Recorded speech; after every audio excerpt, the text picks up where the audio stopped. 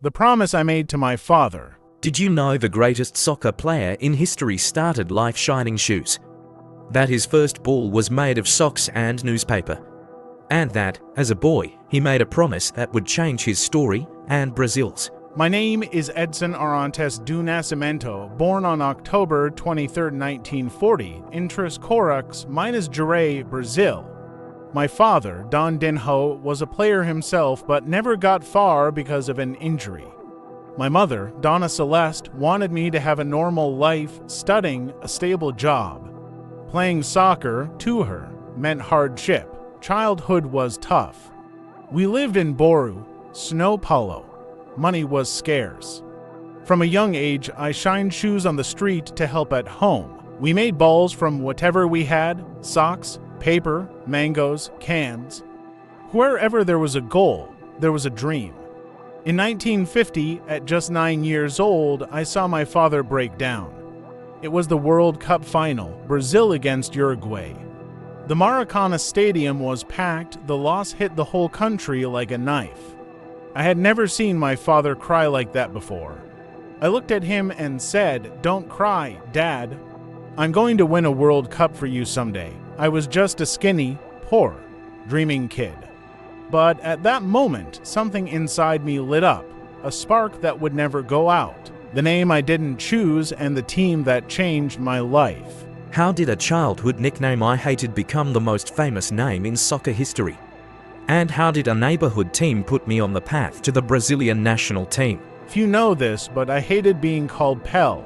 I don't even know exactly where it came from. They say it started because I tried to imitate the goalkeeper Bile, a friend of my father, but said it wrong, and it became Pelé. At first, I got mad.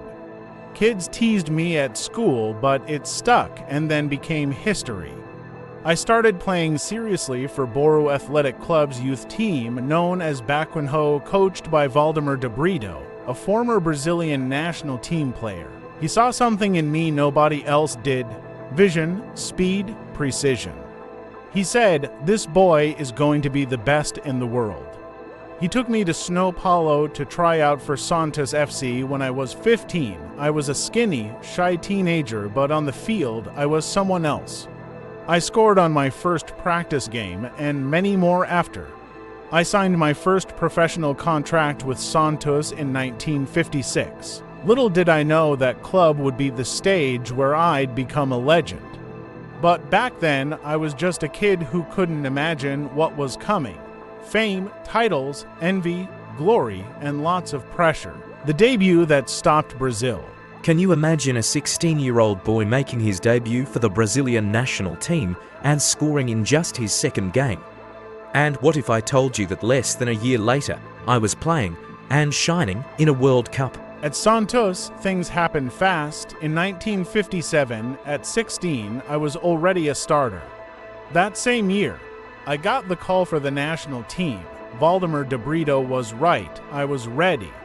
But I was scared. Playing for Brazil was a different world. The whole country was watching. My debut was in a friendly against Argentina at Maracana. We lost, but I scored my first goal for Brazil. In that moment, I understood the weight of the jersey. Brazil wanted redemption after the 1950 trauma. I was still a boy, but now, with the whole nation watching. The next year, in 1958, I was called up for the World Cup in Sweden. I was only 17. The press questioned it. Too young, they said I was injured at the start of the tournament. But from the knockout rounds on, I was in, and I never left the field. What happened next is something even I can't explain. How could a skinny boy from Três Corax become the world's center of attention so fast? The answer was on the fields of Europe. The World Cup that crowned me king. What happens when a teenager scores 6 goals in 4 World Cup matches? And what if one of those goals is considered one of the most beautiful in World Cup history? That's how I stopped being just a promise and became the king. The 1958 World Cup in Sweden was the stage where my life changed forever.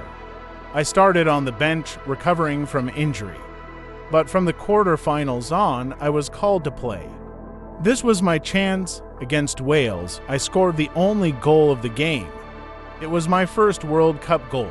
In the semifinals versus France, I scored a hat-trick, 3 goals in a World Cup semifinal at 17. The final was against the hosts, Sweden.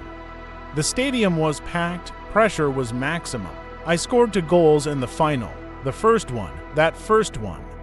I controlled the ball on my chest, chipped a defender, and volleyed into the corner. People say that goal was poetry in motion. We won 5-2. Brazil was world champion for the first time. After the game, the Swedes called me the king of football. I cried on the field, hugging Gilmer, our goalkeeper. I remembered my father that day in 1950. The promise was fulfilled. And there, the name Pelé, the king of football, was born. But being king has a price, and I was about to find out. The world at my feet and the pressure on my shoulders. How do you live after conquering the world at 17? How do you keep being Pelé when everyone expects you to save the country every game? Fame came before maturity, and with it came demands, responsibility, and fear. After the 1958 World Cup, my life turned upside down. At 17, I was known worldwide: Europe, Asia, Africa. Everyone wanted to see the Brazilian prodigy, but I was still just that, a kid. Back at Santos, I was an idol, but the pressure grew. Every game was expectation. Every touch was hope. The fans wanted magic. The press wanted numbers, and me, I just wanted to play. In 1961, Brazil's President Jânio Quadros declared me a national treasure to stop European clubs from buying me. Yes, there was a law preventing me from leaving the country. I was the nation's property. Then came the 1962 World Cup in Chile. Everyone wanted my crowning moment. But in the second match, I got injured, a groin strain that kept me out for the rest of the tournament. I watched from the sidelines as Garrincha led Brazil to its second World Cup title. I was champion, yes, but I couldn't fight on the pitch. That hurt more than any rough tackle. The weight of being Pelé was growing heavier. And I still didn't know. The worst was yet to come. The kick that took me out of hell in the 1966 World Cup. What happens when the world's best player becomes the target of rough tackles and is abandoned by the referees? And if I told you that after that, I seriously thought about never playing another World Cup. The 1966 World Cup in England was supposed to be my redemption. I wanted to prove I could still decide games like I did in 1958, but what I found was a hostile, violent, and unfair stage. Football had become a war. In the first match, against Bulgaria, I scored a beautiful free-kick goal. But I left the field limping after one rough tackle after another. I missed the second game against Hungary, and we lost. In the third, against Portugal, I came back. Injured, yes, but I went. It was a trap. I was fouled constantly. Nobody was punished. The referee seemed blind, or worse, complicit. A Portuguese player gave me a criminal tackle. I spent most of the game barely able to walk, no substitutions then. Brazil lost, and we were out in the group stage.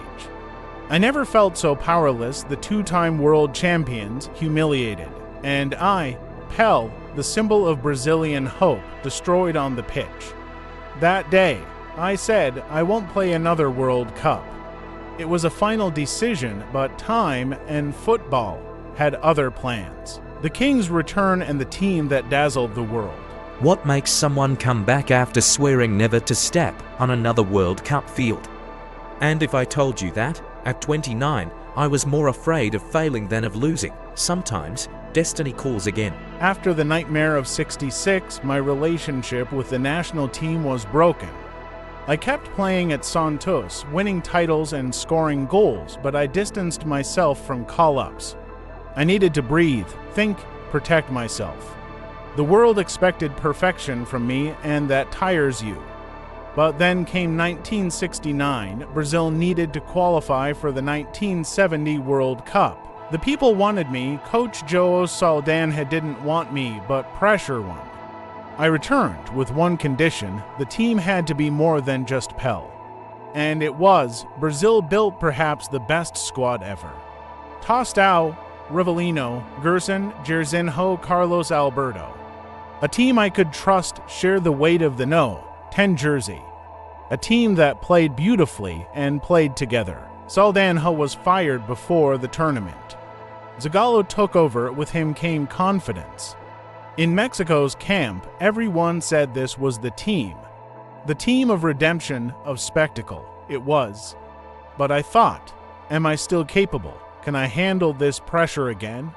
This was my last World Cup, and maybe my last chance to make history on the field with Brazil, the greatest show on earth. What happens when the best team in the world steps onto the field with the greatest player of all time in the prime of his career? What if I told you that moment turned soccer into art and the whole world bowed down to Brazil? The 1970 World Cup in Mexico was the pinnacle. Brazil came with a technical, fast, creative squad. A parade of stars, but doubts about me remained. At 29, many thought I was past my prime. In the opener against Czechoslovakia, we were tied 1-1 at halftime. In the locker room, I said, "Relax, leave it to us." In the second half, we dominated. I scored, assisted, directed everything. Confidence came back strong. Against Romania, I scored twice. Against England, I created one of the greatest moments in history. A strong header saved by Gordon Banks in what remains one of the most incredible saves ever. In the quarters, we crushed Peru. In the semis, we beat Uruguay, finally burying the 1950 trauma. And then, the final, Brazil versus Italy. The world stopped. I scored the first goal with a powerful header, assisted the second, helped in the third, and watched Carlos Alberto finish with a thunderous strike after a passing masterpiece. Brazil 4, Italy 1, three-time champions. Me, with 3 World Cups, no one else ever did it. Maybe never will. That day, the world surrendered. Football had a king. And he wore Brazil's no, 10. Saying goodbye to the national team and the last chapters of the king. What is it like to end a career that seemed eternal? And what remains after so many titles, goals, and glories? After the 1970 triumph, I still played for Brazil a few more years, but I knew that cycle was closing. My last World Cup was in 1974, West Germany. I was no longer the young star. Injuries and natural wear had taken their toll.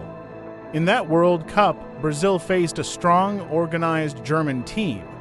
We lost in the semifinals, a painful defeat. It was time to pass the torch to the new generation. I left the pitch knowing I had given my all. Though my time with the national team ended, I stayed with Santos until 1974. After that, I had an experience in the United States playing for the New York Cosmos, helping popularize soccer in a country just learning to love the sport. My career was full of records, more than 1,000 goals, countless trophies, and millions of fans worldwide. But for me, the most important thing was love for the game, the smile of a child watching a beautiful play, the passion soccer awakens. My legacy goes beyond numbers. It's about turning dreams into reality and showing that no matter where you come from, talent and determination can take you to the top of the world. The king who became a legend and will never be forgotten. What's left when the lights go out? How does a poor boy from Minas Gerais become an eternal symbol of soccer and hope for millions? My life was a gift from soccer. Every goal, every trophy, every tear built not only my story, but the story of a country passionate about the sport. Being called the king is an honor, but also a responsibility I carry to this day.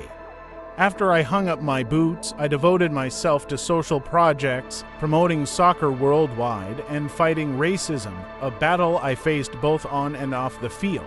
I think my greatest legacy isn't just the numbers, more than 1,000 goals and 3 World Cups, but what soccer represents, a path of hope for kids who, like me, dream big. And even though I'm gone, my name, my story, and my love for the game will live on, inspiring generations. Because the king never dies.